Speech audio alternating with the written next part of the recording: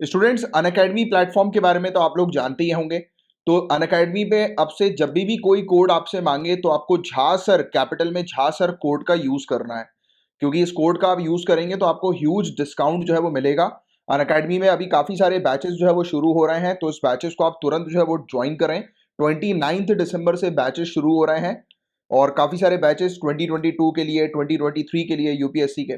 साथ ही साथ ऑप्शनल का भी ये सीन है अनअकैडमी के अंदर कि आपको बस सिर्फ एक ही बार पेमेंट करनी है ऑप्शनल की, और आप कोई भी ऑप्शनल को जो है वो एक्सेस कर सकते हो, यानी कि आपके लिए एक बार पेमेंट करने पर सभी ऑप्शनल जो है वो ओपन हो जाएंगे। और 8 दिसंबर से काफी सारे ऑप्शनल जो है वो शुरू हुए हैं, PSIR, sociology, maths, philosophy, history. तो एक बार बस पेमेंट करनी है, और इवन तो पेमेंट तो यहाँ पर ईएमआई पर भी जो है वो हो जाती है शुरू।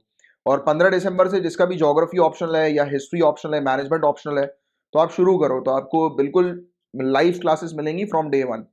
और एक ईयर का सब्सक्रिप्शन आप ले सकते हो, और वो भी आपको जो है वो बहुत अभी डिस्काउंटेड प्राइस पे भी आपको मिल रहा है। और बाकी आप अगर ये कोड को यूज करेंगे तो आपको और भी ज्यादा डिस्काउंट जो है वो मिलेगा।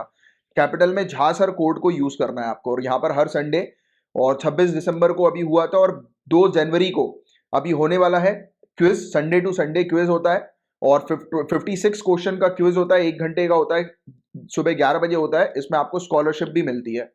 और साथ ही साथ फ्री टेस्ट सीरीज इनकी चलती है रेगुलर बेसिस पर। मंडे को ब्रूडाल सर की टेस्ट सीरीज जो है वो चलती है, इकोनॉमिक्स वाली, राइट, हर मंडे 8 बजे। और फिर बाकी मंडे टू फ्राइडे एक टेस्ट सीरीज करंट अफेयर्स की चलती है। और फिर डेली स्टैटिक का भी क्विज चलता है मंडे टू फ्राइडे 10 बजे। तो इसमें भी आप एनरोल हों, और जब भी एनरोल हों कोड आपसे मांगा जाएगा तो आपको कैपिटल में झा सर कोड का यूज करना है। बाकी आप चाहे तो यूपीएससी की प्रिपरेशन के लिए लोन्स भी जो है वो यहाँ पर ले सकते हैं 0% रेट ऑफ इंटरेस्ट पे, यूपीएससी की प्रिपरेशन के लिए। बाकी ईएमआई प्लान लीजिए, ईएमआई प्लान इनका बहुत बढ़िया है। ईएमआई के माध्यम से जो है वो आप कोड जो है वो इनका अवेल कर सकते हैं, राइट। और जब भी कोड मांगा जाएगा तो झा सर कैपिटल में कोड का यूज करना है, ठीक है। तो ये आप लोग के लिए बेनिफिट्स हैं जो मुझे आपको बताने थे। गाइस, मॉब लिंचिंग का मतलब पता है आपको? कि भीड़ द्वारा किसी की हत्या कर दी गई। और आपको पता है कि भीड़ को कभी कोई सजा नहीं होती है। तो हमारी कंट्री के अंदर मॉब लिंचिंग की केसेस काफी ज्यादा बढ़ रहा है। इसको लेकर एक कानून बनाने की काफी ज्यादा आवश्यकता है। इसको लेकर एक बहुत ही अच्छा और बहुत ही इंपॉर्टेंट आर्टिकल सामने आया है, तो इस पर हम लोग चर्चा करेंगे। अभी 18 दिसंबर को सिख संगत, यानी कि सिख धर्म के भक्तों द्वारा अमृतसर के श्री हरमिंदर साहिब गुरुद्वारा, यानी कि जो गोल्डन टेम्पल है, स्वर्ण मंदिर जो अमृतसर में है, यहां पे सिख धर्म की सबसे पवित्र पुस्तक श्री गुरु ग्रंथ साहिब जी का अनादर करने का कथित रूप से प्रयास करने पर एक व्यक्ति की पीट पीट कर हत्या कर दी गई, यानी कि मॉब लिंचिंग हो गई। रिपोर्ट के अनुसार हत्या करने वाले ग्रुप, यानी कि समूह का आरोप है कि वो श्री गुरु ग्रंथ साहिब जी को अपवित्र करने की कोशिश कर रहा था। और गाइस, बताया जा रहा है कि ये पहली बार ऐसा नहीं है कि सिख धर्म में जो पवित्र पुस्तक हमें देखने को मिल रही है, इसके संबंध में किसी की हत्या हुई हो। हाल ही के दिनों में इस तरह की मॉब लिंचिंग की घटनाएं बहुत सारी हो चुकी हैं। फिर भी लोगों द्वारा कानून को अपने हाथों में लेने और पवित्र पुस्तक का अनादर करने के आरोप में लिंचिंग करने के बारे में किसी भी राजनीतिक नेता या पुलिस ने एक शब्द भी नहीं कहा है। मतलब कि किसी ने भी इस पर स्ट्रेस नहीं डाला है कि मॉब लिंचिंग इंडिया से एंड होनी चाहिए, क्योंकि मॉब लिंचिंग के केसेस बहुत सारे हैं। एक मैं, यानी कि इस टॉपिक से थोड़ा सा हटकर एक चीज मैं आपको बताता हूं, एक घटना आपको बताता हूं। आपको खुद हैरान होगा कि किस तरीके की घटनाएं जो है वो हो रही है। ये आज से 2-3 साल पुरानी बात है। एक्चुअली हुआ ये था कि आपस में, आपको पता होगा, दोस्ती लोग मस्ती करते हैं। कॉलेज वगैरह के किड जो होते हैं, स्टूडेंट्स होते हैं, मस्ती करते हैं। आपके भी आसपास कोई दोस्त होंगे, तो इस प्रकार की मस्ती चलती रहती है।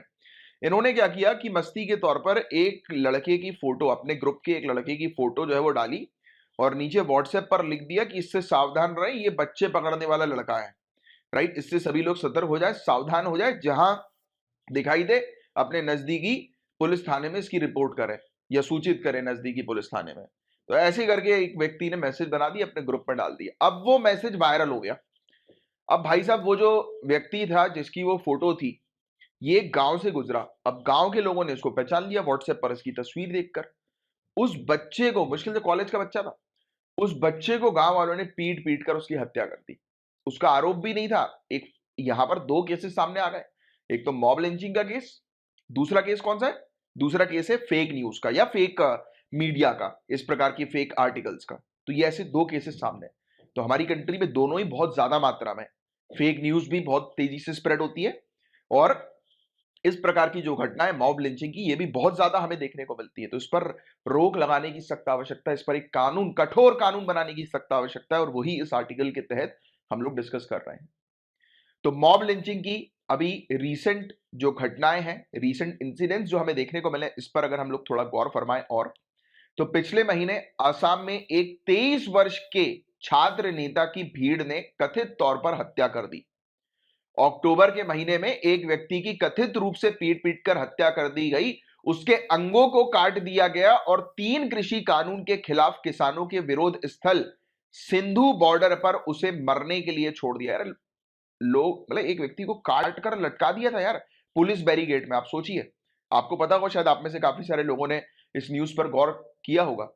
ये कुछ समय पहले की न्यूज थी, जिस समय किसान आंदोलन हम लोग को चल रहा था, किसान जो है वो बैठे हुए थे, धरने पर बैठे हुए थे, तो वहां पर पुलिस बैरिकेड पर एक व्यक्ति की जो पूरे यानी कि चीथड़े कर दिए उस व्यक्ति के, उसके हाथ पैर काट के लटका दिए। अब देखो इस प्रकार की क्रूएल्टी, ये तो हत्या भी नहीं कहेंगे आप इसको, तो क्रूएल्टी कहेंगे इस प्रकार की चीज को, इस प्रकार की घटना को, कि किस तरीके से एक व्यक्ति के हाथ पैर काट के लटका दिया। यार ये तो इंसानियत के नाम पर धब्बे वाली चीज है। अगस्त महीने में इंदौर में एक चूड़ी विक्रेता को कथित तौर पर अपनी पहचान छिपाने पर भीड़ ने पीटा था। यह व्यक्ति किसी तरह जीवित बच गया और बाद में उसे न्यायिक हिरासत में भेज दिया गया, यानी कि जुडिशियल कस्टडी में उसको, व्यक्ति को भेज दिया गया उसकी जान बचाने के लिए। और इस साल मई में गुरुग्राम के एक 25 वर्षीय व्यक्ति दवा खरीदने के लिए बाहर गया था, उसी दौरान कथित तौर पर उसकी पीट पीट कर हत्या कर दी गई। देखिए इस प्रकार की घटनाएं कितनी ज्यादा हमें देखने को मिल रही है। तो अगर क्वेश्चन आपसे पूछ लिया जाता है एग्जाम में कि लिंचिंग क्या है, लिंचिंग का तात्पर्य क्या है, क्या होता है ये लिंचिंग, तो देखिए धर्म, जाति, लिंग, जन्म स्थान, भाषा, खान पान, यौन अभिरुचि यानी कि सेक्सुअल ओरिएंटेशन, राजनीतिक संबंधता, पॉलिटिकल एफिलिएशन, जातीय अथवा किसी अन्य संबंध आधार पर भीड़ द्वारा नियोजित अथवा तत्कालिक हिंसा या हिंसा भड़काने वाले कृत्यों आदि को मॉब लिंचिंग कहा जाता है। मतलब कि मॉब लिंचिंग का सिंपल सॉर्टेड तरीके से मतलब है कि भीड़ ने मिलकर किसी व्यक्ति की हत्या कर दी या उसको मारने की कोशिश करी, प्रयास किया, तो it is called mob lynching. इसमें अनियंत्रित भीड़ द्वारा किसी दोषी को उसके किए अपराध के लिए या कभी कभी मात्र अफवाहों के आधार पर ही बिना अपराध किए भी तत्काल सजा दी जाए अथवा उसे पीट पीट कर मार डाला जाए, तो ऐसी चीज को हम लोग मॉब लिंचिंग कहते हैं। बात समझे आप? मतलब फेक न्यूज पर भी मॉब लिंचिंग का केस सामने आ जाता है। देखिए मैंने आपको भी थोड़ी देर पहले एक स्टोरी बताई थी वो बच्चे की, जिसके दोस्तों ने मजाक के तौर पर बस उसका व्हाट्सएप पर फोटो डाली, और देखिए उसके साथ क्या घटना हो गई। तो इसलिए कहते हैं कभी कभी मजाक जो होता है ना, वो कई बार भारी पड़ जाता है। एक मजाक के कारण एक व्यक्ति की मौत हो गई, सोचिए आप, सोचने वाली बात है ये सब। एंड किस प्रकार से ये केसेस जो है वो हैंडल किए जाते हैं, यानी कि जो ऐसे मॉब लिंचिंग के केसेस होते हैं, तो अभी हमारे पास भारतीय दंड विधान संहिता जो है, इंडियन पीनल कोड जो हम लोग को देखने को मिलती है, आईपीसी, इसके तहत इस प्रकार की घटनाओं के लिए कोई अलग परिभाषा नहीं है। लिंचिंग की घटनाओं से आईपीसी की धारा 300 और 302 के तहत निपटा जाता है। तो बता सकते हैं आप मुझे कि धारा 302 और 300 धारा जो है वो किससे एसोसिएटेड है? तो धारा 302 के तहत जो कोई भी किसी व्यक्ति की हत्या करता है तो उसे मृत्यु दंड या आजीवन कारावास यानी कि लाइफ टाइम इंप्रिजमेंट और साथ ही आर्थिक दंड से दंडित किया जाता है, यानी कि उसको कुछ मॉनिटरी फाइन वगैरह भी जो है वो भरना पड़ता है, राइट। और हत्या करना एक गैर जमानती, संज्ञेय और गैर शमनीय अपराध है। कॉग्निजेबल, नॉन बेलेबल और नॉन कंपाउंडेबल ऑफेंस ही हम लोग को देखने को मिलता है हत्या करना। ये बात आप सभी लोग जानते हैं। और ऑनरेबल सुप्रीम कोर्ट की भी कुछ गाइडलाइंस है इससे रिलेटेड कि लिंचिंग के लिए एक अलग अपराध होना चाहिए। ऑनरेबल सुप्रीम कोर्ट ने हाईलाइट किया, यह भी कहा कि जो ट्रायल कोर्ट्स होती हैं उसको आमतौर पर भीड़ की हिंसा के मामले में एक कठोर उदाहरण स्थापित करने के लिए आरोपी व्यक्ति को दोषी ठहराए जाने पर अधिकतम सजा देनी चाहिए। यानी कि जो ट्रायल कोर्ट्स हैं, अगर इस प्रकार की घटना ट्रायल कोर्ट के सामने आती है तो जो दोषी है तो उसको ट्रायल कोर्ट जो है वो कड़ी से कड़ी सजा सुनाए और एक एग्जाम्पल सेट करे, राइट, कि इस प्रकार की घटना देश में दूसरी फिर से ना दोहराए। और राज्य सरकारों को भीड़ की हिंसा और लिंचिंग की घटनाओं को रोकने के उपाय करने के लिए प्रत्येक जिले में एक वरिष्ठ पुलिस अधिकारी को नामित करना चाहिए, यानी कि एक सीनियर पुलिस ऑफिसर होने चाहिए जो मॉब लिंचिंग के केसेस को हैंडल करें। हर एक डिस्ट्रिक्ट के अंदर इस प्रकार के ऑफिसर अलग से जो है वो अपॉइंट करने की आवश्यकता के बारे में जो है वो स्ट्रेस डाला है ऑनरेबल सुप्रीम कोर्ट ने। इवन राज्य सरकारों को उन जिलों, उपमंडलों और गांव की पहचान करने की जरूरत है जहां हाल ही के दिनों में लिंचिंग और भीड़ की हिंसा की घटनाएं सामने आई हैं। नोडल अधिकारी लिंचिंग और भीड़ हिंसा से संबंधित मुद्दों से निपटने के लिए रणनीति तैयार करने के लिए किसी भी अंतर जिला समन्वय यानी कि इंटर डिस्ट्रिक्ट कोऑर्डिनेशन मुद्दों के बारे में डीजीपी के ध्यान में लाएंगे। मतलब कि जो भी ऑफिसर मॉब लिंचिंग के केसेस को हैंडल कर रहे हैं, तुरंत, जैसे कि एक घटना हुई मॉब लिंचिंग की, ऑफिसर ने देखा कि यार ये घटना हो रही है मॉब लिंचिंग की, तुरंत ऑफिसर डीजीपी को रिपोर्ट करे अपने, राइट। तो ये चीज यहां पर बताई जा रही है, यानी कि सीनियर मोस्ट ऑफिसर को तुरंत जो है वो उसको रिपोर्ट करना है। तो ये चीज यहां पर बताई जा रही है। और जैसे ही पुलिस अधिकारी भीड़ को देखते हैं कि यार ये भीड़ जो है वो हिंसा करने के लिए रेडी हो रही है, राइट, तो तुरंत उस पुलिस अधिकारी का कार्य होगा तुरंत के तुरंत ऐसी भीड़ को तितर बितर करे हटाए और मॉब लिंचिंग के गंभीर परिणामों के बारे में केंद्र और राज्य सरकारें रेडियो, टेलीविजन और अन्य मीडिया प्लेटफॉर्म पर प्रसारित करें। मतलब कि सभी लोगों को जो है वो आगाह किया जाए, इस मॉब लिंचिंग के केसेस के बारे में बताया जाए, जिससे कि लोगों के बीच में भी अवेयरनेस हो, पता लगे, लोग खुद भी अपने आप को सुरक्षित करें और मॉब लिंचिंग की घटनाएं जो हैं उनको रोकने का भी प्रयास करें। क्योंकि होता यही है, अगर पब्लिक जैसे भीड़ है, अब भीड़ एकदम से गुस्सा हो रही है, उस बीच अगर आप समझिएगा कुछ समझदार लोग अगर कॉम्प्रोमाइज कराने के लिए या खड़े होकर अपनी आवाज उठाते कि नहीं नहीं शांत हो जाइए आप, चलो इसको थाने भेजेंगे हम, मतलब उसको व्यक्ति को, दोषी को मारने की जगह कि भीड़ उस पर अपना क्योंकि होता है कई बार, अब जैसे देख रहे हैं कि किसी ने चोरी करी, पकड़ा गया चोर, ठीक है, अब पब्लिक ने मारना शुरू किया। लोग, भैया मैंने तो अपनी आंखों से देखा है, लोग रुक रुक के मारते हैं। अब लोग जा रहे हैं, घर से लड़के जा रहे हैं, घर परिवार से अपने लड़के जा रहे हैं, ऑफिस के अंदर उनको बॉस ने चिल्ला दिया, पूरा गुस्सा उस व्यक्ति के ऊपर निकालते हैं लोग। उनको तो बस मौका चाहिए लोगों को कि किसी को पीटने का, किसी को गाली बकने का। ये लोगों के यहाँ, लोगों के जहन में है ये वाली चीज। आप लोग सभी सिविल सर्विसेज की तैयारी कर रहे हैं, you guys are intelligent, you guys are ethically very good, बहुत अच्छे हैं आप लोग, ब्यूरोक्रेट है, ऑफिसर लाइक पर्सनालिटी आपके अंदर, इसलिए आपकी ये ऐसी सोच नहीं है। बट मैंने देखा है लोग को बस मौका चाहिए गाली। और इवन शायद आपने भी ऑब्जर्व किया होगा, अगर मैं गलत नहीं हूं तो बताएं नीचे कमेंट बॉक्स पे लिखकर, आपने भी ऑब्जर्व किया होगा कि इस प्रकार की चीज, लोग तो मौका ढूंढते हैं यार कि उनको तो बस पीटने के लिए बस मौका चाहिए, कोई मिल जाए पीटने के लिए, बस लोगों को मौका चाहिए। और ऐसे केसेस में ये छोटे से जो मौका होता है ना, ये किसी की जान ले लेता है। अब भीड़ को तो जेल में डाला नहीं जा सकता है ना, भीड़ को तो सजा नहीं होती, बस यही चीज है, मारा पीटा, मर गया सामने, निकल ली भीड़, गायब सबके सब।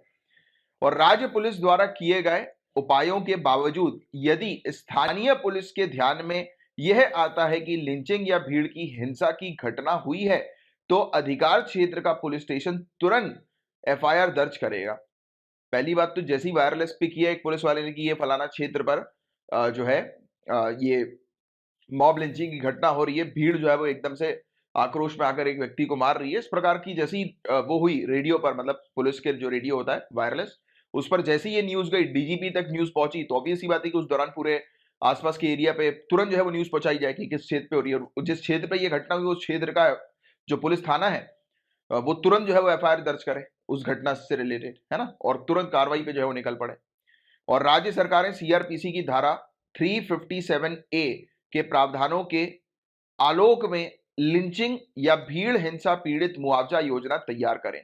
तो सुप्रीम कोर्ट ने यह तक बोला है कि भैया आप विक्टिम कंपनसेशन स्कीम तैयार करें कि जो विक्टिम है, यानी कि जो लोग इस घटना में जिन्होंने अपनी जान गंवा दी है, राइट, तो या फिर जिन लोग को गंभीर चोट पहुंची है तो उनका इलाज कराएं, जिन्होंने अपनी जान गंवा दी है तो उनके परिजन को जो है वो कंपनसेशन प्रोवाइड किया जाए।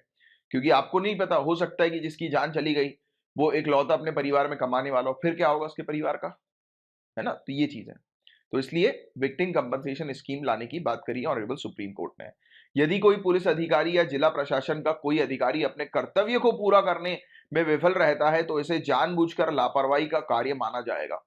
इवन ये तक ऑनरेबल सुप्रीम कोर्ट ने कहा कि इस चीज को इतना स्ट्रिक्ट बनाओ कि अगर कोई पुलिस अधिकारी है, वो इस मामले को डील कर रहा है, अगर वो नहीं रोक पाया भीड़ को, राइट, कोई पुलिस अधिकारी, तो ये माना जाएगा कि उसने सही तरीके से अपना कार्य नहीं किया, अपनी जॉब सही तरीके से नहीं करी और उस अधिकारी को हो सकता है कि सस्पेंड कर दिया जाएगा या फिर उस अधिकारी को इसका जो है वो झेलना पड़ेगा। मतलब ये कमेटी के सामने जो है वो उसको ये कबूलना पड़ेगा कि उसके कारण यानी यानी कि ये मॉब लिंचिंग जो है वो हुई है।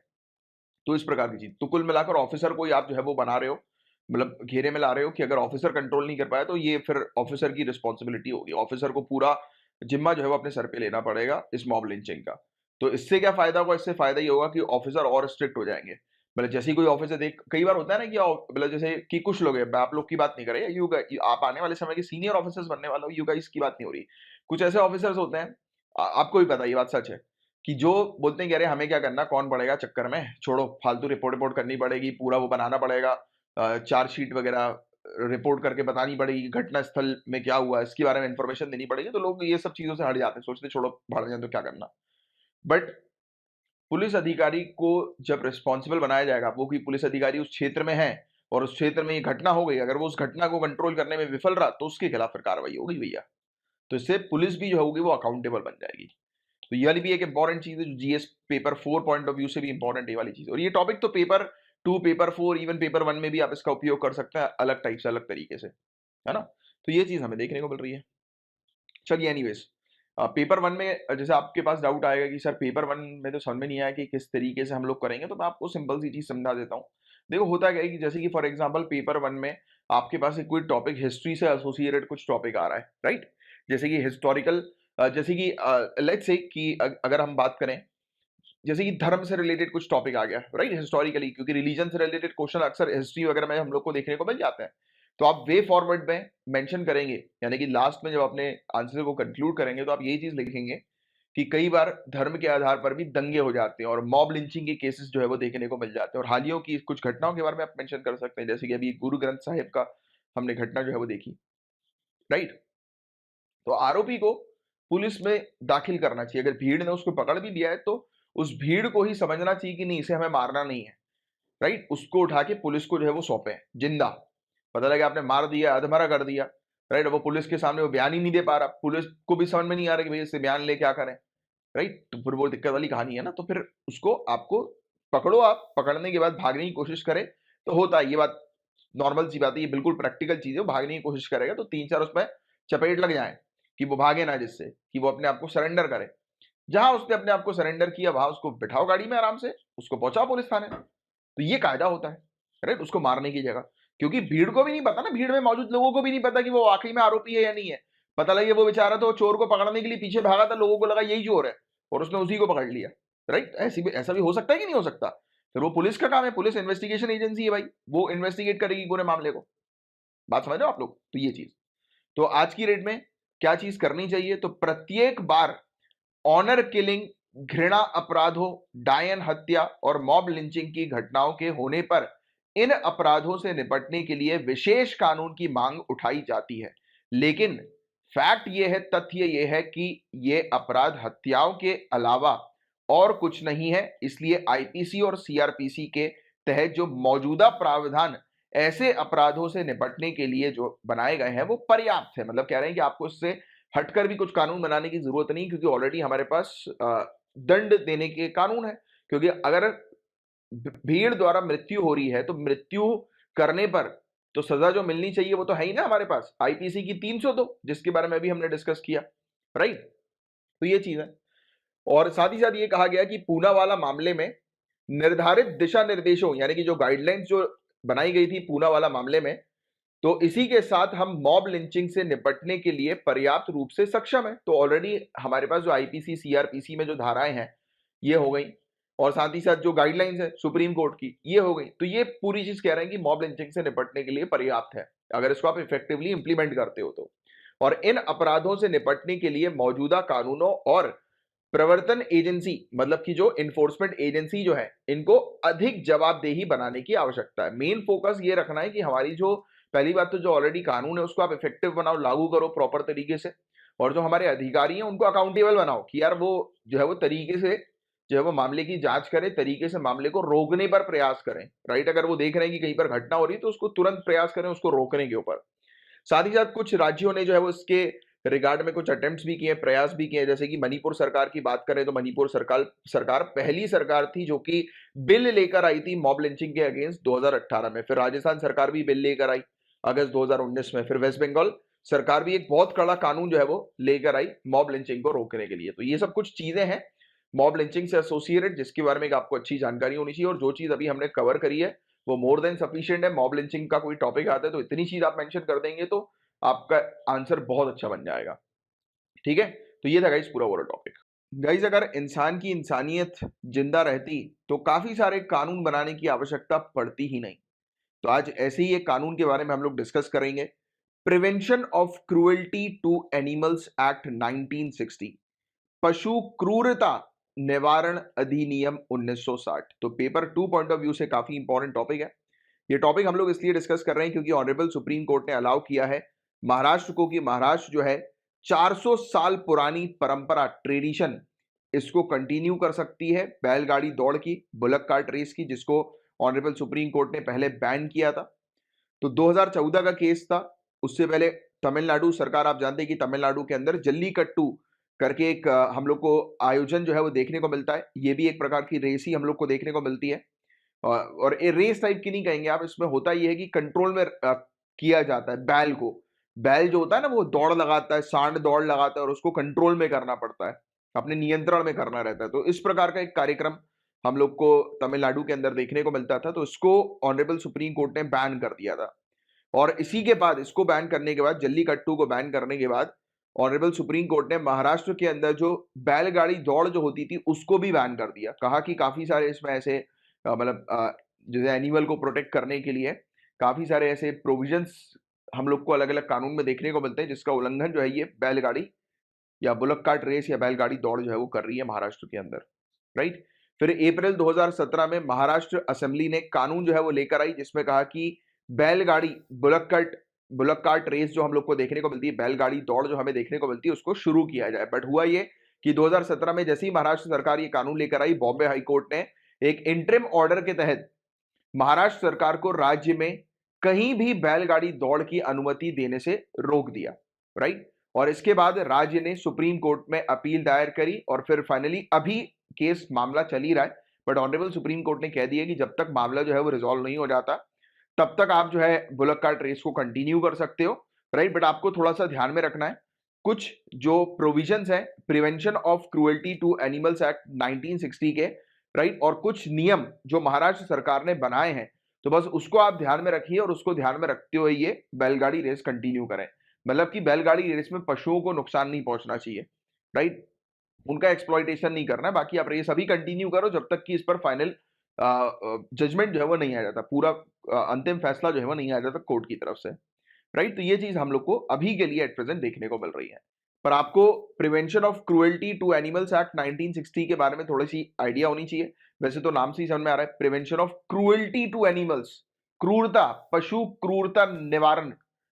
तो आप जानते हैं गाइस, काफी सारे लोग तो इतने सनकी होते हैं, वो सिर्फ अपने मजे के लिए पशुओं को मार देते हैं। चलते फिरते पशु को लात मार दी, चलते फिरते कुत्ते को लात मार दी। कुछ लोग में होता है ऐसा कीड़ा, आपको पता होगा कुछ लोग के अंदर ये कीड़ा होता है कि चल रहे हैं, चल के एकदम से कुत्ता दिखा नहीं कि उसमें दे दी रात।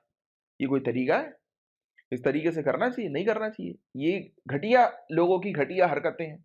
आप मुझे बताइए कि आप लोग नहीं करते हैं। You guys are preparing for civil services, आप नेशन में एक कंट्रीब्यूशन जो है वो अपना देना चाहते हैं। Ethically you are very good people, अच्छे लोग हैं आप, अच्छी फैमिली से बिलोंग करते हैं। कुछ होते हैं और कुछ लोग अच्छी फैमिली से बिलोंग करते हैं, बट प्रॉब्लम यह है कि उनका जो सर्कल होता है दोस्ती यारी का, वो उठबुटांग होता है, तो उसमें वो मजे लेते हैं। अब पशु है बेचारा, वो बैठा हुआ है, सो रहा है ठंड में, उसके बाद आपने पानी मार दिया, ठंडा पानी मार दिया। कुछ लोग तो इतने बेकार होते हैं कि पशुओं की पूंछ पे वो लगा देते हैं, लड़ी लगा देते हैं। कुत्ते की पूंछ पे लड़ी लगा दी, वो फटाके नहीं होते लड़ी वाले फटाके, वो लगा दी और मजे ले रहे हैं, ताली बजा रहे हैं कि देखो देखो मजा आ रहा है, बेचारा डर रहा है। ये कोई तरीका है? ऐसे घटिया लोग हमारी सोसाइटी के अंदर जो है वो वाकई में इंसानियत के नाम पर थप्पा है। तो इन्हीं लोगों को, ऐसे लोगों को रोकने के लिए और सबक सिखाने के लिए कानून जो है वो बनाया गया है, राइट। इस अधिनियम का उद्देश्य क्या है? अनावश्यक पीड़ा या जानवरों के उत्पीड़न की प्रवृत्ति को रोकना, prevent the infliction of unnecessary pain और सफरिंग ऑन एनिमल्स। और animal welfare board of India को स्टैब्लिश किया गया 1962 में इसी कानून के सेक्शन 4 के तहत। और ये कानून जो है वो प्रोवाइड कराता है पनिशमेंट की जो भी व्यक्ति एनिमल्स को जो है वो मारता है क्रूरता के साथ, मतलब कि उसको मार रहा है, उसको पेन दे रहा है अननेसेसरली, राइट, तो ऐसे व्यक्ति के खिलाफ कार्रवाई होती है, राइट। और इवन ये जो कानून है ये एनिमल्स की डेफिनेशन देता है, एनिमल्स को डिफाइन करता है, और अलग अलग प्रकार के जो जानवर, जो विभिन्न प्रकार के जो जानवर जो हमें देखने को मिलते हैं उनको परिभाषित भी करता है।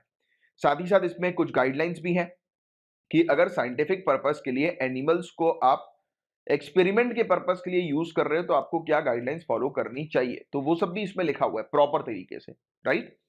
और prevention of cruelty to animals, care and maintenance of case property animals rules 2017 भी इसी कानून के तहत आता है। 2017 में कुछ नियम बनाए गए थे, पशु क्रूरता निवारण, पशु संपत्ति की देखभाल और रखरखाव नियम। तो ये जो नियम बनाए गए थे ये इसी prevention of cruelty to animals act 1960 के तहत ही बनाए गए थे। रूल्स के अंदर अलाउ किया गया था कि एक मजिस्ट्रेट जो है, जैसे कि एक पर्टिकुलर कोई एक जगह है जहां पर लेट्स से कि हम मान लेते हैं कि एक गौशाला है। अब उस गौशाला के जो मालिक है वो गाय का सही तरीके से ध्यान नहीं रख रहा, राइट, गाय को मार रहा है अननेसेसरली, उनको पेन दे रहा है, उनका ध्यान देखभाल उनकी सही तरीके से नहीं कर रहा वो, राइट, गाय का ओनर, गाय का मालिक। तो ओनर को तो अरेस्ट कर लिया जाएगा, बट उन गायों का क्या होगा, तो मैजिस्ट्रेट उन गायों को हिरासत में, मतलब अपने पास सेफली जो है वो रख सकते हैं एक पर्टिकुलर जगह पर, या फिर इवन उनको जो है वो एडॉप्शन के लिए भी दिया जा सकता है, मतलब ऐसा बोला जा सकता है मैजिस्ट्रेट के द्वारा एक ऑर्डर के थ्रू कि इन गाय, इतनी फलाना गाय है, इनको कोई व्यक्ति अगर अडॉप्ट करना चाहता है तो वो अडॉप्ट कर सकता है। और जो भी व्यक्ति अडॉप्ट करेंगे उनको भी देखा जाएगा एक बार कि वो सही तरीके से उसकी देखभाल करने लायक है वो व्यक्ति की नहीं है। पहले पूरी चीज देखी जाएगी, फिर उनको वो गाय को दी जाएगी या वो पशुओं को दिया जाएगा। तो ऐसी चीजें भी इसके अंदर है। तो मैजिस्ट्रेट आप थोड़ा सा ध्यान में रखना कि मैजिस्ट्रेट के पास पावर होती है। कल को आप जब डीएम बनोगे ना तो आपके पास भी ये पावर होगी कि इस प्रकार से, जैसे कि कोई जानवर को आपने अगर फोरफीट कर लिया, अपने कब्जे में जो है वो ले लिया, हिरासत में जो है वो ले लिया, उसके मालिक को अरेस्ट करने के बाद उसकी प्रॉपर्टी को, यानी ये जानवरों को, तो आप इनको एक तो इनकी वेलफेयर सेंटर पे भेज सकते हो उनकी देखभाल करने के लिए, राइट, और अगर नहीं तो इनको अडॉप्शन के लिए भी दे सकते हो किसी को। तो ये चीजें हैं तो जो आपको थोड़ा सा ध्यान में रखना है। तो ये था गाइस पूरा वो टॉपिक। मैं उम्मीद करता हूँ बहुत अच्छे से ये न्यूज और ये टॉपिक आपको समझ में आ गया होगा। स्टूडेंट्स, आपके लिए कुछ इन्फॉर्मेशन है। झासर कैपिटल लेटर में झासर कोड को अगर आप अनअकैडमी पर और खबरी पर यूज करेंगे तो आपको ह्यूज फैसिलिटीज मिलेंगी। जैसे कि खबरी की अगर मैं बात करूं तो खबरी एप्लीकेशन को डाउनलोड करिए आप। यहां पर आप देखेंगे कोर्स करके एक लिखा होगा, एक ऑप्शन होगा कोर्सेज करके। तो वहां पर गवर्नमेंट एग्जामिनेशन के बहुत सारे कोर्सेज हैं। तो उन कोर्सेज वो 199, 299, 399 ये सब रेट्स है उस कोर्सेज के। तो उस कोर्सेज में जाकर आप अगर चेकआउट जब करेंगे, यानी कि जहां पर पेमेंट करने वाली जब ऑप्शन होता है, तो वहां पर आप अगर जाकर कोड यूज करेंगे, वहां पर एक कोड डालने का भी एक ऑप्शन होता है, जहां सर कैपिटल में लिखेंगे तो वो कोर्स आपको अब मिल जाएगा, मतलब आपको कोई पेमेंट करने की जरूरत नहीं है। तो खबरी में ये फैसिलिटी आपको मिल रही है, लिमिटेड टाइम पीरियड के लिए ले लो।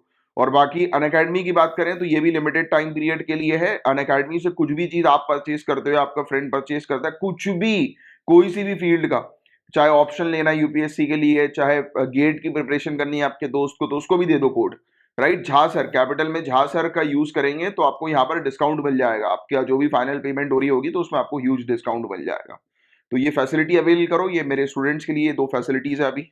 गाइस, बहुत इंपॉर्टेंट न्यूज है। सबसे पहली चीज तो आपको ये ध्यान में रखनी है कि तमिल थाई वजथू, क्या, मैं रिपीट कर रहा हूं, तमिल थाई वजथू, ये तमिलनाडु का स्टेट सॉन्ग है, राजकीय गीत है। तो अभी रिसेंटली तमिलनाडु सरकार ने डिक्लेयर किया है तमिल थाई वस्तु को, जो कि एक प्रेयर सॉन्ग था, राइट, एक प्रार्थना गीत के रूप में हमें देखने को मिलता था।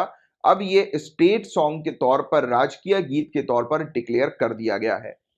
और साथ ही साथ गवर्नमेंट ने एक ऑर्डर भी लेकर आई जिसके माध्यम से यह कहा गया कि ये जो गीत है जब ये गाया जाएगा तो इस दौरान सभी लोग जो आसपास वहां पर खड़े होंगे, दिव्यांगजन को छोड़कर, उन्हें वहां पर यानी कि जो भी लोग उपस्थित होंगे उन्हें तुरंत वहां पर खड़े होना है और एक रिस्पेक्ट जो है वो शो करनी है तमिलनाडु स्टेट की तरफ, राइट। तो ये चीज हमें देखने को मिली है। तो ये ऑर्डर जो है वो सामने आया। बट पूरा मुद्दा क्या है ये चीज आइए समझते हैं। तो तमिलनाडु सरकार का ये डिसीजन कब आया, तो मद्रास हाईकोर्ट की मदुराई बेंच, इन्होंने एक केस चल रहा था, कैन इलेंगो वर्सेस स्टेट का केस चल रहा था। इस केस के दौरान न्यायालय ने यह चीज कही कि तमिल थाई वजदू केवल एक प्रार्थना गीत है और अभी ऐसा कोई भी कानून जो है वो सामने नहीं आया या सरकार का कोई भी ऐसा ऑर्डर सामने नहीं आया जिसमें ये लिखा हो कि वहां पर जब तमिल थाई वजदू जब गाया जाएगा तो वहां पर खड़े हुए लोग जो है या उपस्थित लोग जो है उन्हें वहां पर खड़ा रहना अनिवार्य होगा। तो ऐसा कहीं पर भी नहीं लिखा है। तो ये कोर्ट ने जो है ये आदेश दिया। तो कोर्ट के इस आदेश के बाद तमिलनाडु सरकार ने पहली चीज तो इसको स्टेट सॉन्ग के तौर पर डिक्लेयर कर दिया, इस प्रार्थना गीत को, फर्स्ट पॉइंट तमिल थाई वस्तु को। और सेकेंडली ये भी ऑर्डर पास कर दिया कि जब ये गाना बजाया जाएगा तो उस दौरान जो भी लोग उपस्थित होंगे उन्हें वहां पर खड़ा रहना पड़ेगा। राइट। तो ये पॉइंट आप थोड़ा सा ध्यान में रखिएगा, काफी इंपॉर्टेंट है। और हालांकि इसी संबंध में ऑनरेबल सुप्रीम कोर्ट ने भी कुछ जो है वो डिसीजन दिए थे, निर्णय जो है वो लिए थे।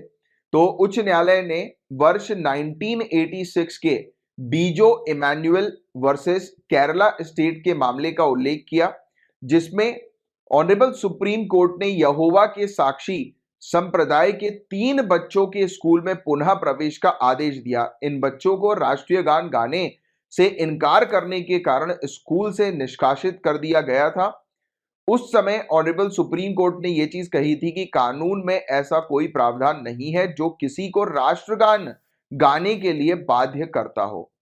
फिर बाद में जाकर ऑनरेबल सुप्रीम कोर्ट ने Shyam Narayan Chouksey versus union of India Bharat संघ का जो केस था 2017 का, तो इसमें ऑर्डर दिया कि फिल्म शुरू होने से पहले सभी सिनेमा हॉलों में राष्ट्रगान बजाया जाए और इस दौरान वहां जो भी लोग उपस्थित होंगे उन्हें खड़ा रहना अनिवार्य होगा।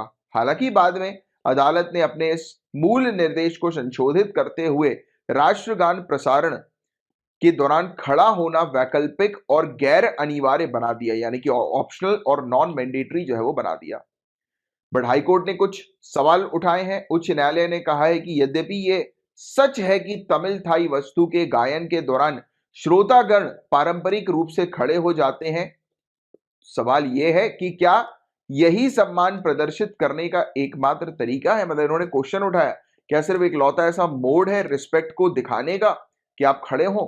राइट। तो ये चीज कोर्ट ने जो है वो सामने प्रस्तुत करी और कोर्ट ने इस चीज के बारे में बात करी कि हमारी कंट्री में हम लोग प्लूरलिज्म और डाइवर्सिटी, बहुलवाद और विविधता को मनाते हैं और काफी गर्व व्यक्त करते हैं। जैसे कि आपको पता है कि हमारी कंट्री में विभिन्न प्रकार के लोग हैं, अलग अलग रिलीजन के, अलग अलग कास्ट, अलग अलग धर्म के लोग हैं, मिलजुल कर हम एक साथ रहते हैं, ब्रदरहुड के साथ एक साथ रहते हैं और इस चीज पर हम गर्व करते हैं कि देखिए हम अलग अलग कम्युनिटीज के लोग हैं इंडिया में, बट हम एक साथ मिलकर रहते हैं भाईचारे के साथ, ब्रदरहुड के साथ। तो इस चीज पर जब हम गर्व करते हैं तो इन्होंने इस बात पर यह चीज मेंशन करी कि आप अगर किसी के प्रति सम्मान प्रदर्शित करते हो तो उसके लिए आपको खड़ा होना या फिर एक ही विकल्प है कि आपको सिर्फ खड़ा होना पड़ेगा, तो ये एक प्रकार का पाखंड है। और यदि लोग केवल उनके लिए बनाए गए किसी कानून की वजह से खड़े हो रहे हैं, जैसे फॉर एग्जांपल कि एक व्यक्ति सामने वाले को रिस्पेक्ट जो है वो शो नहीं कर रहा बट कानून के कारण उसे मजबूरन खड़ा होना पड़ रहा है, तो ये एक प्रकार का तो झूठा सम्मान होगा कि आप सम्मान जो है वो प्रस्तुत नहीं कर रहे हो, आप तो एक प्रकार से ढोंग कर रहे हो। राइट। या फिर आप कानून के दबाव में इस चीज को कर रहे हो, आपकी दिल से कोई इच्छा नहीं है सम्मान करने की। तो ये चीज कुछ एथिकली रिफ्लेक्ट करी कोर्ट ने, हाई कोर्ट ने। और इससे संबंधित चिंताएं जो है वो क्या है गाइस, तो सबसे बड़ी चिंता तो ये है कि देशभक्ति की निगरानी करने वाले जो विजिलेंटीज जो हम लोग को देखने को मिलते हैं, तो राज्य गीत के गायन के दौरान किसी के खड़े ना होने पर उसके साथ अभद्र या मारपीट कर सकते हैं, यानी कि मॉब लिंचिंग के केसेस भी देखने को मिल सकते हैं। कि जैसे फॉर एग्जांपल अगर ये कानून मैंडेटरी है और सभी लोग खड़े हैं, या फिर अगर ऑप्शनल भी आप कर देंगे और अगर सभी लोग वहां पर खड़े हुए हैं, राइट। जैसे कि थिएटर में आप आमतौर पर देखते होंगे कई बार कि हमारा नेशनल एंथम जब भी जो है वो बजता है या उसकी ट्यूनिंग वगैरह भी आती है, तो अचानक से लोग खड़े हो जाते हैं और जो लोग बैठे रहते हैं तो उनको चिल्लाने लगते हैं कि अरे खड़े हो, सब लोग खड़े हो, मतलब ऐसे कस कस के चिल्लाने लगते हैं। कई बार तो गाली गलौज तक हो जाती है, खड़े हो, मतलब इस टाइप से। राइट। तो वही वाली चीज है कि इसमें लोग आक्रोश में आकर मारपीट ना कर दें। जैसे कई केस में ऐसा भी होता है कि क्या पता आप बैठे हुए आपने वो चीज ध्यान नहीं दी कि अरे यार बैकग्राउंड में नेशनल एंथम चल रहा है, आपने शायद ध्यान नहीं दिया, मे भी हो सकता है कि लोग आप अपने फोन में हो गया, आपने ध्यान नहीं दिया, आप कुछ और चीज जो है वो सोच रहे होंगे और सामने वाला व्यक्ति जो है वो एकदम से आपको ये सोचने लगे कि अरे यार देखो ये किस टाइप का आदमी है, नेशनल एंथम जो है वो चल रहा है और ये खड़ा भी नहीं हो पा रहा, खड़ा नहीं हुआ, देश के प्रति ये रिस्पेक्ट जो है वो नहीं दे रहा है ना। तो बहुत सारी बातें होती हैं और आपकी तरफ से, यानी कि आप क्या चीज कर रहे हो वो सामने वाले को नहीं पता। हो सकता है कि यार आपके पास एक अर्जेंट कॉल आ गया हो, कोई आपका परिचित हॉस्पिटल में हो, आप बिल्कुल उसकी खबर ले रहे हो, मतलब सुन रहे हो कि अरे क्या हो गया, आप उसको कुछ गाइड कर रहे हो, बता रहे हो, और एकदम आपने ध्यान नहीं दिया कि बैकग्राउंड में क्या चल रहा है ना?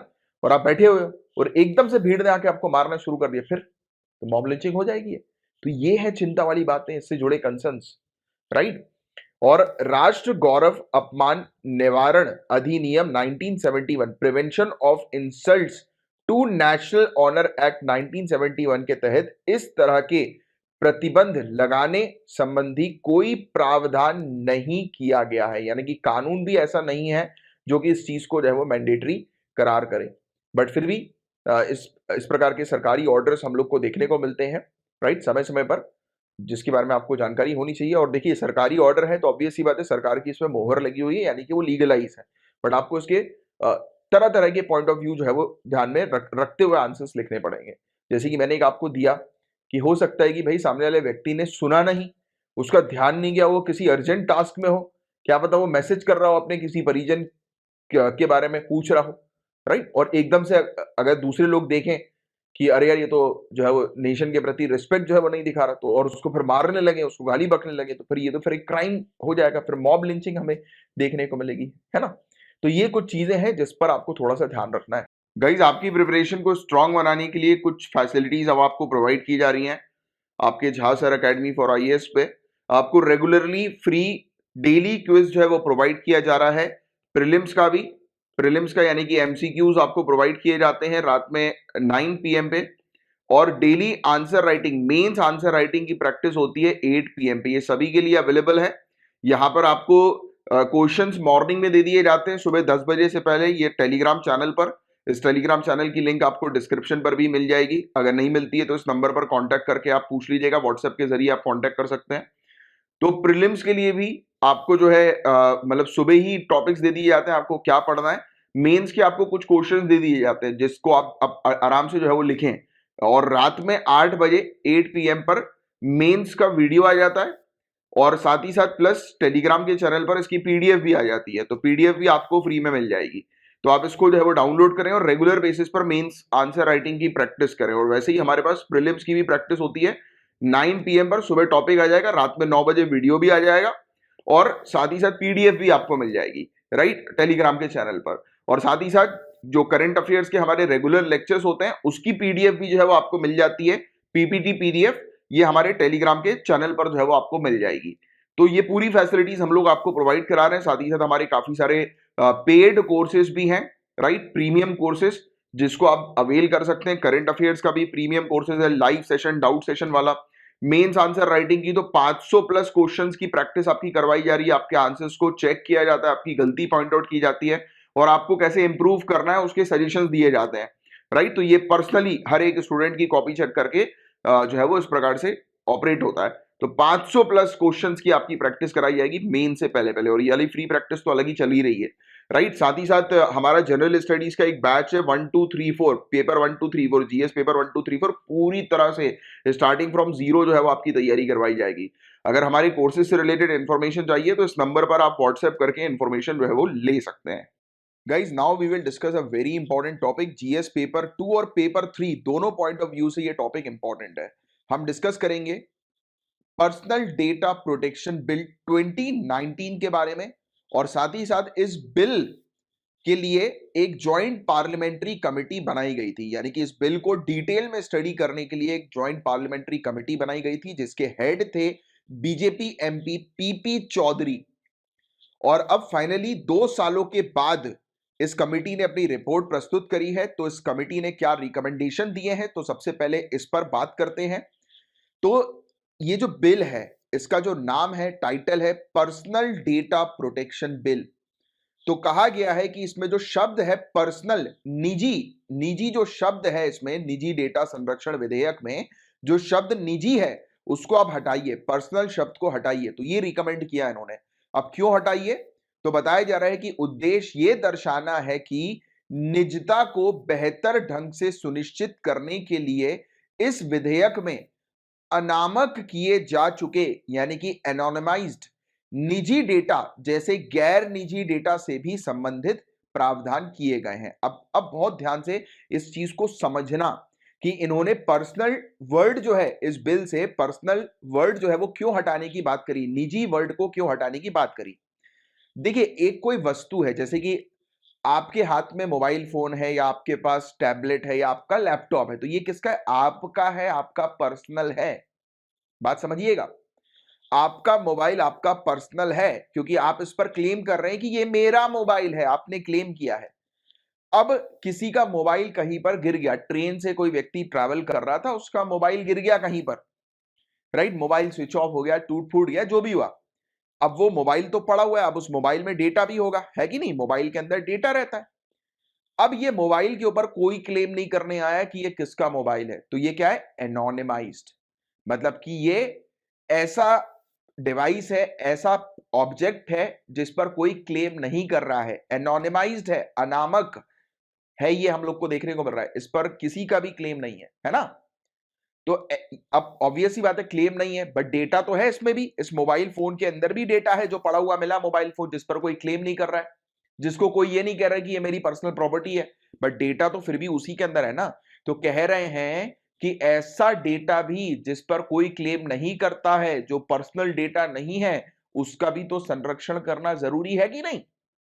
तो इसी चीज पर स्ट्रेस डालते हुए इन्होंने कहा कि इस बिल से जो वर्ड है पर्सनल, उसको हटाओ, निजी वर्ड को हटाओ।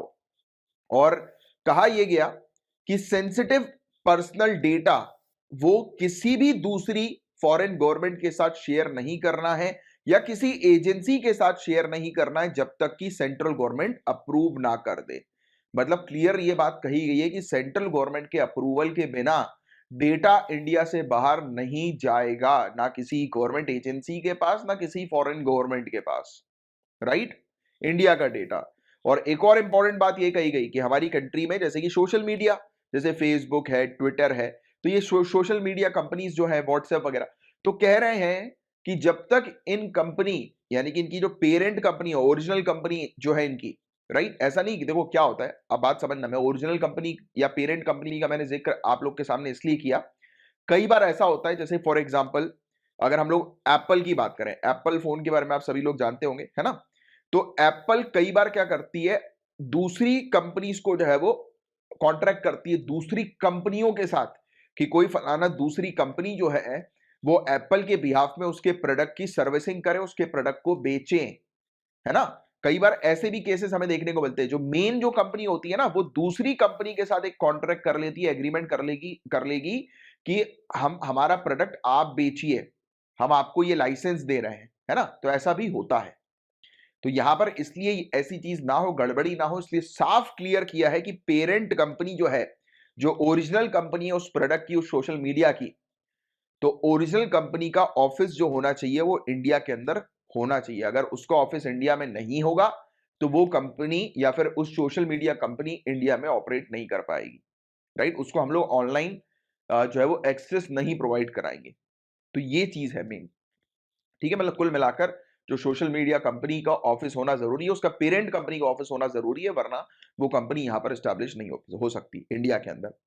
और यहां पे कहा गया कि एक सेपरेट रेगुलेटरी बॉडी बनाओ जो सुनिश्चित करे, रेगुलेट करे मीडिया को, कि जो भी चीज ऑनलाइन चल रही है, जो भी इमेजेस, फोटोज, वीडियोस जो ऑनलाइन चल रहे हैं, राइट, तो उसको, उस पर निगरानी रखने के लिए एक अलग से एक रेगुलेटर जो है वो तैयार करो, एक रेगुलेटरी बॉडी जो है वो बनाओ, है ना? तो ये चीज इन्होंने कही। अब जो चीज मैं बताने जा रहा हूं वो बहुत ध्यान से समझिए। अगर कोई व्यक्ति किसी डी आइडेंटिफाइड यानी कि अज्ञात किए जा चुके डेटा को फिर से अभिज्ञात यानी कि आइडेंटिफाइड करता है, तो उसे 3 साल का कारावास, 3 साल की जेल और 2 लाख रुपए का जुर्माना या दोनों जो है वो देना होगा। तो ये सजा होगी। अब इसमें समझने वाली बात हमारे लिए ये है कि ये डेटा का डी आइडेंटिफिकेशन करके फिर से आइडेंटिफाई करने का क्या मतलब हुआ? तो सिंपल से मतलब यह है कि अगर किसी व्यक्ति ने कहा कि मुझे आपकी कंपनी से ये डेटा जो है वो हटाना है, राइट? जैसे कि व्हाट्सएप की प्रिवेसी पॉलिसी के बारे में आप लोग जानते होंगे, कुछ समय पहले व्हाट्सएप ने कहा था कि आप अगर प्रिवेसी पॉलिसी को उसकी एक्सेप्ट नहीं करोगे तो ये आप व्हाट्सएप को यूज नहीं कर पाओगे, है ना? तो ये चीज हमें देखने को मिली थी। अब हुआ ये है कि, और व्हाट्सएप के आपको पता होगी व्हाट्सएप के प्रिवेसी पॉलिसीज के बारे में, है ना? तो इसमें है क्या, मैं नहीं पता, मैं बेसिक सा एक आपको आइडिया देता हूं। जैसे कि फॉर एग्जांपल अगर आप व्हाट्सएप पे जाकर अपने अकाउंट को डिलीट करते हैं तो आपकी पूरी इंफॉर्मेशन व्हाट्सएप से डिलीट हो जाएगी, मतलब कि आपका अकाउंट, आपका नंबर, सब कुछ जो है वो व्हाट्सएप से डिलीट हो जाएगा। मतलब व्हाट्सएप अनइंस्टॉल करने की बात नहीं कर रहा हूं मैं, अकाउंट डिलीट करने की बात कर रहा हूं। उसमें आप सेटिंग्स पे जाएंगे तो एक ऑप्शन होता है डिलीट अकाउंट, तो उस पर जाकर आप मार्क करेंगे तो आपका पूरा डेटा व्हाट्सएप से हट जाएगा, चला जाएगा। मतलब कि किस टाइप का डेटा, जैसे कि आपका नाम, आपका नंबर, राइट। बट हालांकि हाँ, जैसे कि अगर बात करें इन्फोर्समेंट एजेंसीज की, तो कुछ डेटा जो है वो रखते हैं अपने पास, स्पेशली चैटिंग वाला डेटा भी हम लोग को देखने को मिलता है। हालांकि माना कि ये हाईली इंक्रिप्टेड होता है, बट गवर्नमेंट एजेंसीज के लिए आपको पता होगा कि काफी सारी चीजें ओपन रहती हैं, क्योंकि गवर्नमेंट एजेंसी ये सब, हालांकि देखो अपन डिस्कस तो कर रहे हैं पर्सनल डेटा प्रोटेक्शन बिल के बारे में, and you guys are preparing for IAS examination, top post की एग्जामिनेशन की आप तैयारी कर रहे हैं। तो इतनी कॉमन चीज तो आपको पता होगी कि यार ये सब चीजें जो होती हैं, ये माना कि हम डेटा प्रोटेक्शन की तो बात करते हैं, बट गवर्नमेंट एजेंसी के लिए सब ओपन रहता है, राइट। गवर्नमेंट एजेंसी जो है वो, ये आज की बात नहीं है, अभी अभी हम टेक्नोलॉजी का यूज कर रहे हैं तब की बात नहीं है। जिस समय फोन, टेलीफोन हुआ करते थे, तो टेलीफोन की टैपिंग के बारे में तो आपने सुना होगा, फोन टैप हो रहा है ना। तो मतलब कि कहीं ना कहीं ये तो आपकी पर्सनल जो चैटिंग है, तो उसमें जो है वो सरकार जो है वो कान लगा के सुन रही है। मतलब कहीं ना कहीं आपकी प्रिवेसी जो है वहां पर भी तो हैम्पर हुई है कि नहीं हुई जब फोन टैपिंग होती है तो उस समय। तो गवर्नमेंट एजेंसीज के पास होती हैं बहुत सारी चीजें। ये तो बस कहने वाली बात होती है कि किसी के पास डेटा जाएगा नहीं, एंड टू एंड एनक्रिप्टेड है, बट गवर्नमेंट एजेंसी जब चाहे तब वो डेटा निकलवा सकती है, राइट। तो ये वाली चीज आपको पता होगा, राइट। ये बस कहने वाली बस बातें होती हैं, we have to be very much practical. But जब बात आए एग्जाम में लिखने की, मेंस के आंसर को लिखने की, तो भैया एक बात ध्यान से सुनिएगा।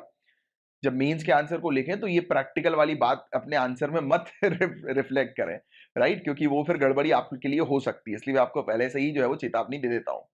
आपको मेंस में क्या लिखना है कि जो पर्सनल डेटा प्रोटेक्शन बिल जो आया है उसके क्या प्रोविजन है, ये आपको लिखना है, राइट। डेटा प्राइवेसी के बारे में अगर क्वेश्चन आता है तो आपको लिखना है कि डेटा प्रोटेक्शन की बहुत ज्यादा आवश्यकता है। आपको ये मत लिखने लग जाना कि गवर्नमेंट एजेंसी के पास तो सब कुछ ओपन रहता है, गवर्नमेंट एजेंसी तो डेटा प्राइवेसी का उल्लंघन करती है, वायलेशन करती है। भैया ये मत लिखना, because in future you guys will become the part of government agency. आप आने वाले समय में गवर्नमेंट एजेंसी के पार्ट बनेंगे, right. And you guys know very well कि गवर्नमेंट एजेंसीज के पास अगर कुछ पावर्स हैं तो वो किसके लिए, हमारे नेशन की सिक्योरिटी के लिए। आप खुद समझिए गाइज कि अगर गवर्नमेंट एजेंसीज के पास अगर ये वाली पावर नहीं है, नहीं होती, लेट्स सपोज कि किसी व्यक्ति की पर्सनल इंफॉर्मेशन को देखने की पावर नहीं होती, तो पर्सनल इंफॉर्मेशन का देखने का मतलब है कि अगर कोई टेररिस्ट अगर प्लान कर रहा है, राइट, जैसे कि टेररिस्ट जो है किसी जैसे कि बॉम्ब बॉम्ब लगाने की प्लानिंग कर रहा है या किसी टेरर अटैक की प्लानिंग कर रहा है, तो गवर्नमेंट एजेंसीज को इसी के माध्यम से तो पता लगेगा ना, जब वो इंक्रिप्शन को ब्रेक कर सकेंगी, है ना, तभी तो पता लगेगा, वरना कैसे पता लग पाएगा। तो for nation security it is very important कि गवर्नमेंट एजेंसी जो है वो सिक्योरिटी पॉइंट ऑफ व्यू से वायलेट कर सकती है, राइट।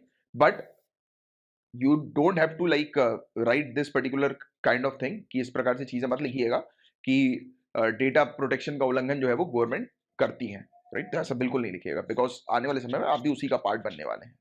तो मैं उम्मीद करता हूँ ये चीज आप अच्छे से समझे होंगे और उस चीज को आपने दिमाग में डाला होगा। अब सवाल ये उठता है कि ये डी आइडेंटिफाइड डेटा जो है वो आइडेंटिफाइड करने का क्या मतलब होता है। तो जैसे कि मैं उस टॉपिक पर वापस आता हूँ कि हम कभी भी कुछ चीज इंस्टॉल करते हैं तो हम बिना पढ़े उसको ओके ओके कर देते हैं। जैसे व्हाट्सएप है, व्हाट्सएप में आपने डिलीट अकाउंट किया तो क्या हुआ, आपकी इंफॉर्मेशन तो वहां से पूरी डिलीट हो जाएगी। बट अगर डिलीट अकाउंट नहीं किया तो व्हाट्सएप के पास आपकी इंफॉर्मेशन है। जैसे कि व्हाट्सएप की प्राइवेसी पॉलिसी में ये भी था कि आप कौन से फोन का इस्तेमाल कर रहे हैं, मतलब आपकी सिम जो है वो कौन सी है, आपके फोन का मॉडल नंबर जो है वो क्या है।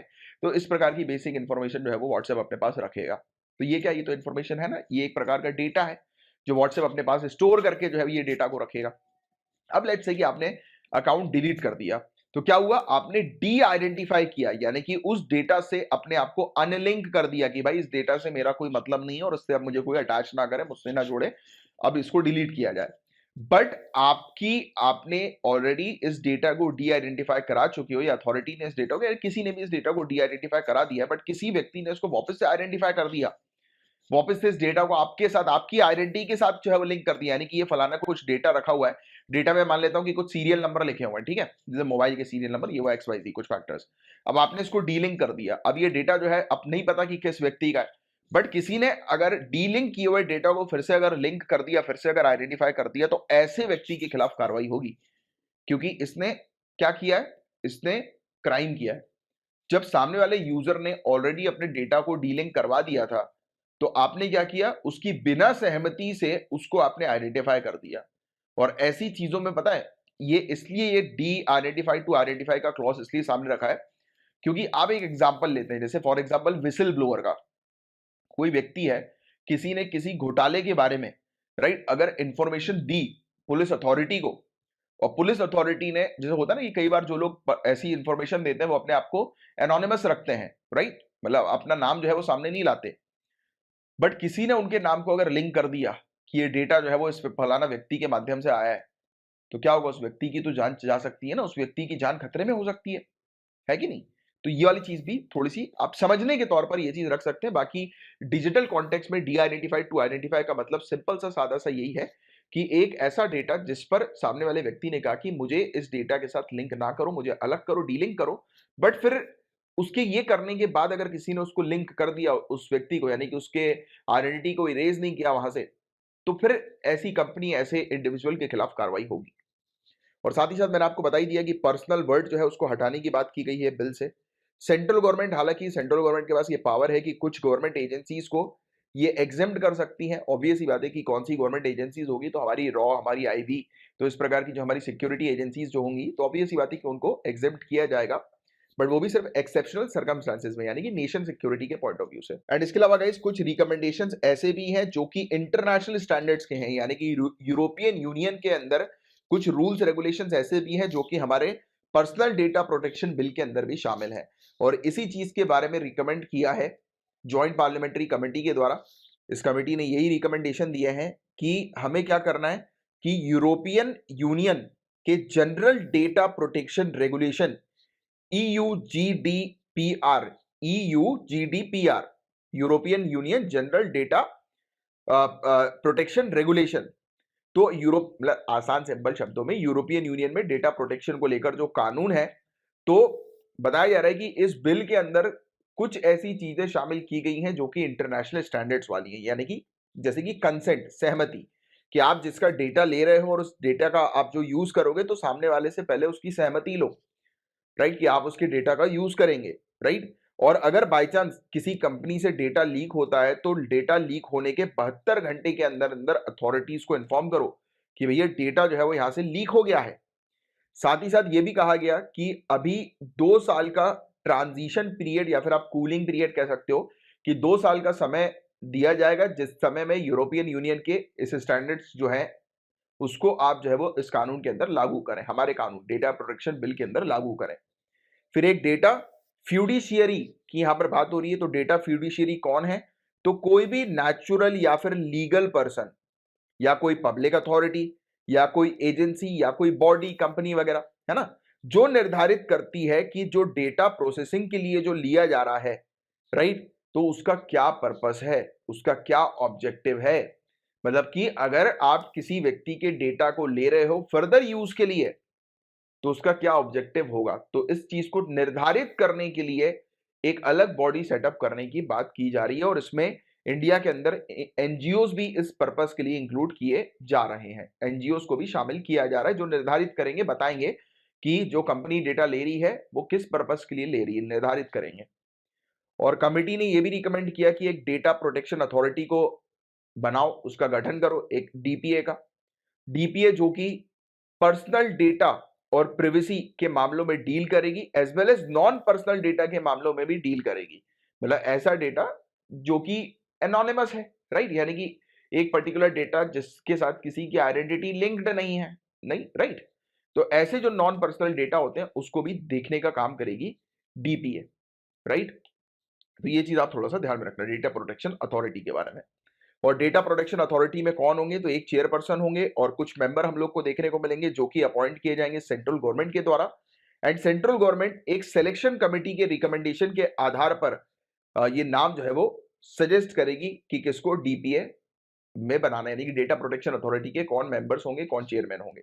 और ये जो सिलेक्शन कमेटी होंगी उनके हेड जो होंगे वो हम लोग को कैबिनेट सेक्रेटरी देखने को मिलेंगे, राइट। और दूसरे मेंबर भी जो होंगे वो अटॉर्नी जनरल ऑफ इंडिया और आईटी और लॉ के सेक्रेटरी भी हम लोग को देखने को मिलेंगे। साथ ही साथ इसमें नॉमिनेटेड मेंबर्स भी होंगे जो इंडिपेंडेंट एक्सपर्ट्स होंगे या डायरेक्टर होंगे आईआईटीज के, आईआईएम्स के, जिसको सेंट्रल गवर्नमेंट नॉमिनेट करेगी। तो ये था गाइस पूरा ओवरऑल टॉपिक। मैं उम्मीद करता हूँ बहुत अच्छे से डेटा प्रोटेक्शन बिल से जुड़ा ये टॉपिक आपको जो है वो समझ में आया होगा और आपको आइडिया मिला होगा कि क्या नए रिकमेंडेशन हम लोग को डेटा प्रोटेक्शन बिल से रिलेटेड देखने को मिले हैं।